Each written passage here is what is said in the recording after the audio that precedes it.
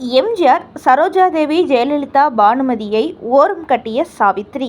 என்ன நடந்தது? சாவித்திரி காலத்தால் மறக்க முடியாத ஒரு பொக்கிஷம், நினைவுகளால் மீட்ட வேண்டிய ஒரு வீணை. புரட்சி தலைவர் எம்ஜிஆர் அவர்களுடன் மகாதேவி, பரிசு, வேட்டைக்காரன் போன்ற படங்களில் ஜோடியாக நடித்திருக்கிறார். வேட்டைக்காரன் படத்தில் சரோஜாதேவி செய்த தவறால் ஒரு நல்ல படத்தை அவர் கோட்டை விட்டுவிட ஆரூர்தாஸ் சாவித்திரிக்கு எம்ஜிஆருடன் நடிக்கும் நல்ல வாய்ப்பை ஏற்படுத்தி கொடுத்தார். அப்போது சரோஜாதேவியை ஓவர்டேக் செய்து வெற்றி கோட்டையை எட்டி பிடித்தார் சாவித்திரி.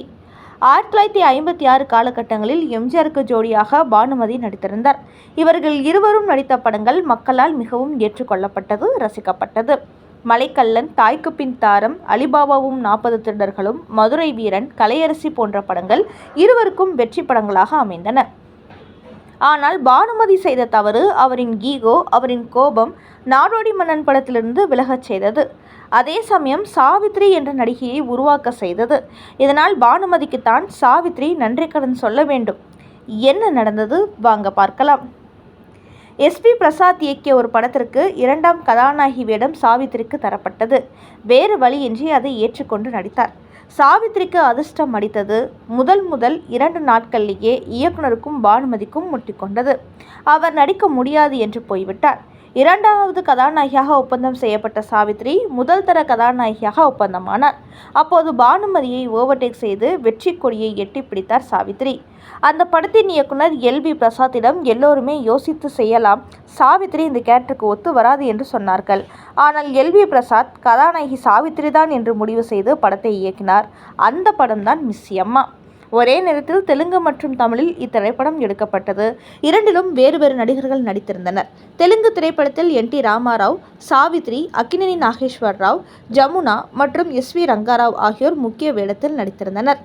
12 ஜனவரி 1955 பொங்கல் விடுமுறை நாட்களில் மிஸ் அம்மா திரையிடப்பட்டது. தமிழிலும் தெலுங்கிலும் வணிக ரீதியாக வெற்றி பெற்றது. இத்திரைப்படம் நடிகை ஜமுனாவிற்கு புகழை பெற்று தந்தது. இத்திரைப்படம் ஹிந்தியில் மிஸ் மேரி என்ற பெயரில் எல்.வி. பிரசாத்தின் இயக்கத்திலேயே 1957ஆம் ஆண்டு வெளிவந்தது.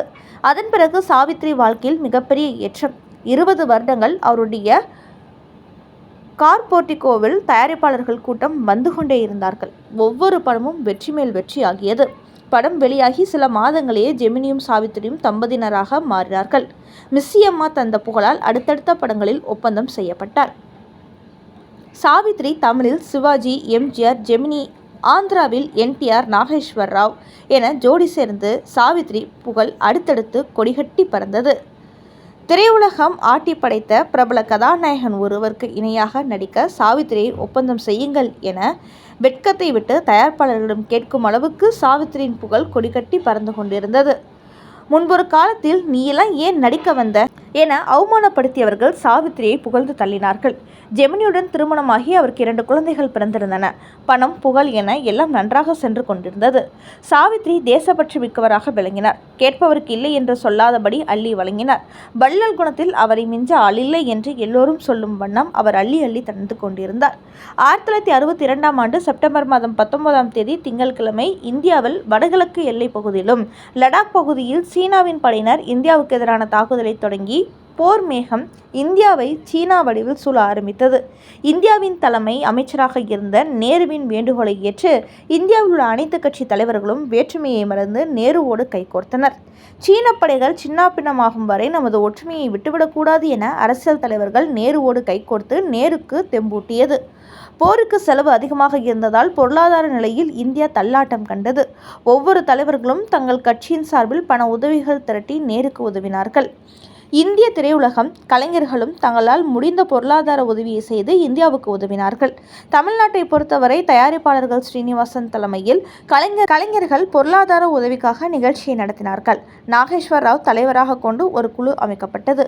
அந்த குழுவில் எம்ஜிஆர், சிவாஜி, ஜெமினி, சாவித்ரி, எஸ்.எஸ். ராஜேந்திரன், தங்கவேலு, என்.டி. ராமாராவ், நாகிரெட்டி, எல்.வி. பிரசாத், பத்மினி, சரோஜாதேவி, பீம்சிங், ஸ்ரீதர் ஆகியோர் இடம்பெற்றிருந்தனர். கலைஞர்கள் அனைவரும் மனநிறைவோடு தங்கள் பொருள் உதவியை தள்ளி வழங்கினார்கள். சாவித்ரி தான் அணிந்திருந்த 23 பவுன் நகையை கழற்றி உதவியதாக கொடுத்தார். தன் கழுத்தில் அணிந்திருந்த அத்தனை நகைகளையும் கழட்டி கொடுத்தார். அது மட்டுமல்ல, 1965 இந்தியா பாகிஸ்தான் பதட்டமான சூழ்நிலை சந்தித்தது. வெள்ளையர்கள் ஆட்சி காலத்தில் இந்தியாவும் பாகிஸ்தானும் ஒரே நாடாக இருக்கும்போது காஷ்மீர் பிரச்சினை மெதுவாக தலை தூக்க தொடங்கின. நாட்டின் விடுதலைக்கு பின் இந்தியாவிடமிருந்து பாகிஸ்தான் தனி நாடாக பிரிந்தது. அப்போது பாகிஸ்தான் காஷ்மீரை தன்னோடு இணைத்துக் கொள்ள திட்டமிட்டது. ஆனால் காஷ்மீர் மன்னர் இந்தியாவுடன் ஏற்படுத்திய ஒப்பந்தத்தில் காஷ்மீர் இந்தியாவின் ஒரு பகுதியாக இணைக்கப்பட்டது. 1965ஆம் ஆண்டு 25,000 பாகிஸ்தான் இராணுவ வீரர்கள் காஷ்மீரை பிடிக்க விவரம் காட்டி இந்தியாவில் நுழைந்தனர். அப்போது போர் நடந்தது. போரில் பாதிக்கப்பட்ட மக்களுக்கு இராணுவ வீரர்களுக்கு பொருள் உதவி வழங்க அதிக நிதி அரசுக்கு தேவைப்பட்டது. ஒவ்வொரு மாநிலத்திலும் மக்கள் தாமாகவே முன்வந்து தேசிய நிவாரண நிதி வழங்கினார்கள். தென்னிந்தியாவில் திரைப்பட கலைஞர்கள் தங்களின் உணர்வுகளை வெளிப்படுத்த நிதி பெறுதல் வேண்டி நிகழ்ச்சி ஏற்படுத்த ஏற்பாடுகள் செய்யப்பட்டன. அப்போது சாவித்ரி 21/11/65 அன்று ராஜ்பவனில் லால் பகதூர் சாஸ்திரியிடம் நிதிகள் வழங்குவதற்காக ஏற்பாடு செய்யப்பட்டது. சாவித்ரி தனது வீட்டிலிருந்து கிளம்புவதற்கு முன் 7 வயது மகள் சாமுண்டீஸ்வரியை அழைத்து அவளுக்கு அத்தனை நகைகளையும் அணிவித்து விட்டார். அதேபோல் தானும் அணிந்து கொண்டார். அழகு பொம்மை போல இருந்தால் சாமுண்டீஸ்வரி. நகைகளை அணிந்ததும் குட்டி தேவதை போல மாறியிருந்தாள். ராஜ்பவன் தன் மகளோடு வந்த சாவித்ரி லால் பகதூர் சாஸ்திரியிடம் தான் அணிந்திருந்த நகைகளையும் தன் மகள் அணிந்திருந்த நகைகளையும் கழற்றி தேசிய நிதிக்காக கொடுத்தார். சாவித்ரி கொடுத்த மொத்த நகைகளின் மதிப்பு 100 சவரன் ஆகும். 100 பவுன் தேசிய நிதிக்காக கொடுத்துவிட்டு வெளியே வந்த சாவித்ரியின் காதுக்கு எட்டும்படி சிலர் பேசினார்கள், பிழைக்க தெரியாதவள் என்று. தன் காதில் அந்த பேச்சை கேட்டும் கூட புன்னகைத்தபடியே சாவித்ரி சென்று விட்டார். இதே நிகழ்ச்சியில் ஜெயலலிதாவும் தான் அணிந்த நகைகள் எல்லாம் கலெக்டரிடம் நிதியாக கொடுத்தார். ஜெயலலிதாவை விட அதிக நகைகள் கொடுத்து ஜெயலலிதாவை ஓவர்டேக் செய்து நல்ல பெயர் வாங்கினார் சாவித்ரி. இந்திய தலைமை அமைச்சர் அறிவித்தபடி அன்று நிதியாக சேர்ந்த நகைகளின் மதிப்பு 343 சவரங்களாகும். இது சாவித்ரியின் பங்குதான் அதிகம். மீண்டும் நாட்டுக்காக சாவித்ரி செய்த உதவி. அப்போது நரசிம்ம ராவ் ஆந்திராவில் முதல்வராக இருந்த நேரம். வெள்ள நிவாரண நிதிக்காக சென்னை வந்தார். சென்னை வந்த நரசிம்மராவுக்கு ஒரு பெரிய மாலை போடப்பட்டது. நிகழ்ச்சியில் அந்த மாலையை ஏலம் விட்டு அதில் வரும் பணத்தை வெள்ள நிவாரண நிதிக்கு சேர்ப்பது என முடிவு செய்யப்பட்டது. நரசிம்மராவுக்கு போட்ட மாலை ஏலம் விடப்படுகிறது. அன்றைய காலகட்டத்தில் எம்ஜிஆர் அவர்கள் ஏலம் கேட்கிறார். அவர் ஏலம் கேட்பதாலே அவரை எதிர்த்து யாரும் ஏலம் கேட்கவில்லை. எப்படியும் அதிக தொகை கொடுத்து எம்ஜிஆர் தான் அந்த ஏலத்தை எடுத்து பெரும் தொகை கொடுக்க போகிறார் என்று எல்லோரும் எதிர்பார்த்து கொண்டிருந்த பொழுது சாவித்ரி துணிச்சலாக நாட்டுக்காக நிதி தர வேண்டும் என்ற ஒற்றை பார்வையில் சாவித்ரியின் ஏலத்தில் பங்கு பெற்றார். ஏலம் சூடுபிடித்தது. சாவித்ரி யாருக்காகவும் பின்வாங்கவில்லை. எம்ஜிஆர் ஒரு ஜாம்பவான் என்றாலும் சாவித்ரியின் குணம் முடிவெடுத்துவிட்டால் எந்த சூழலிலும் பின்வாங்கவில்லை. ஏலத்திலிருந்து எம்ஜிஆர் விலக்கி கொண்டார். ஆனால் சாவித்ரி விலகவில்லை.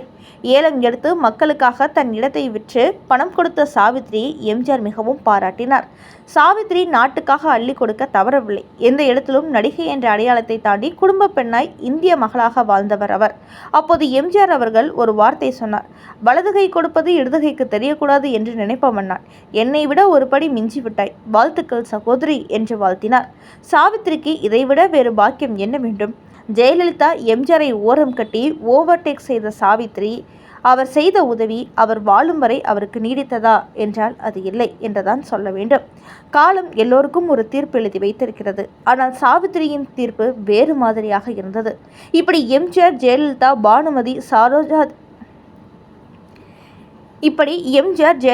பானுமதி, சரோஜாதேவி எல்லோரையும் ஓரம் கட்டிய சாவித்ரியை காலம் ஓரம் கட்டியது வேதனைதான்.